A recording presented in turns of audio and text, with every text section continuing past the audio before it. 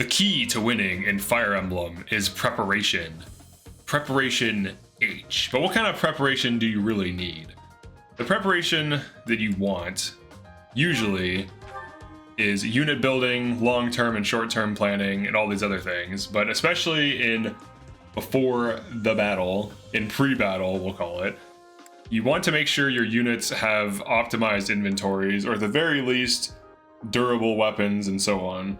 So I'm going to go through like a few different examples of inventories that you might have over time, or like randomly in between maps when you're not paying attention. Maybe you're not like handling or managing inventory. So this first inventory is just like low durability, one weapon. So like if this Byleth is a sword unit and I only have one sword available and it has one durability, I obviously need to refill that sword. But the thing about Byleth is that Byleth has convoy access, so this actually isn't as much of an issue for Byleth specifically, or your Lord unit. But obviously for a unit like Dimitri, he should have like a bow, he should have like Volans on him. So right now he is just lance locked. Maybe he's going for Brigand, so he needs axe training, so maybe he should have like a utility axe to go for that as well, to get the axe rank up.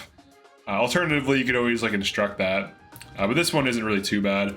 For Felix, he just has one weapon. Now in 3 houses, you want to have several weapons for combat arts so that you can like one-shot or clean up damage. So you want like an iron sword, a steel sword, maybe gauntlets, different items, different weapons, maybe an iron bow.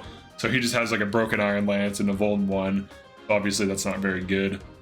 The Do we're not really running, but he just has like a Voln 1. His inventory is actually kind of fine. Mercedes has just an iron sword for no reason. I was using this to whack things with because it was funny, so this is just like straight up a meme. But obviously if you have a healer or a mage that doesn't need a sword, they shouldn't just have random weapons on them. Usually I throw like Volns on these so that they still have something to do. Like if someone needs to trade them for healing, like if all your healers are used up or whatever, they can just like grab a Voln off of them, or maybe like an antitoxin, like utility items. I would say usually could be thrown on like a mage that's just like running tomes. And then for Ingrid, she just has 2 weapons. This is something that happens to me from time to time when I'm just not paying attention. I'll have like one of my carry units, their primary weapon will just be like low durability, and they'll have like 2 to 3 low durability weapons that obviously need refilled. And you know, that's a bad idea. You're gonna run into broken weapons quickly. When you just want to rush through content, it's easy to like make these types of mistakes.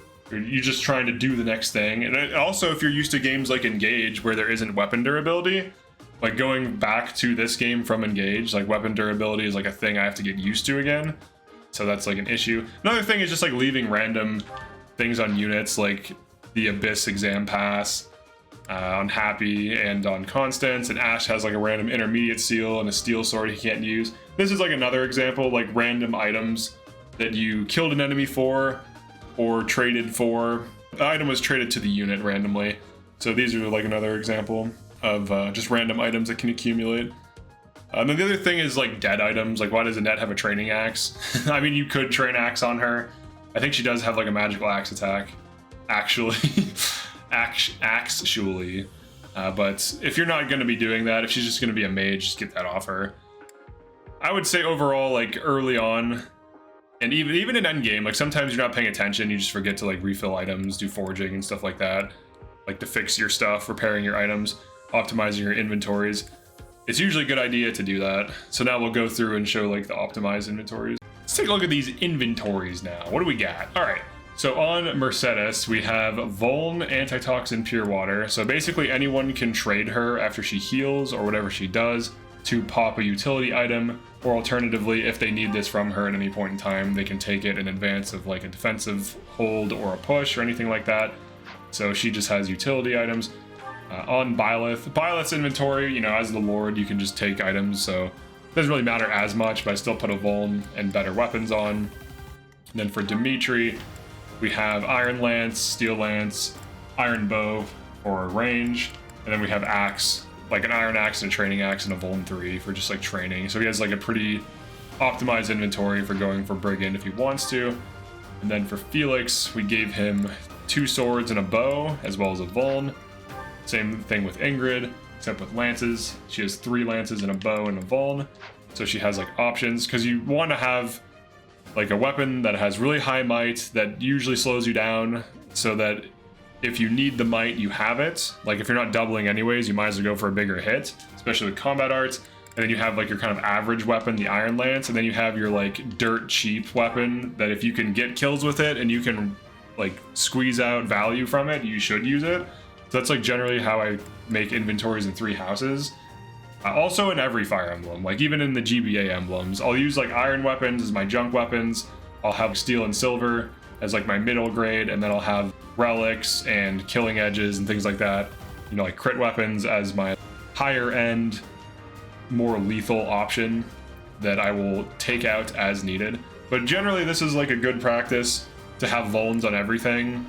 There will be situations where dudes need healed and all of your healers are either out of range or unavailable, so being able to chip heal on a dead turn is pretty nice. So I do kind of recommend having vulns on everyone, even if you don't use them.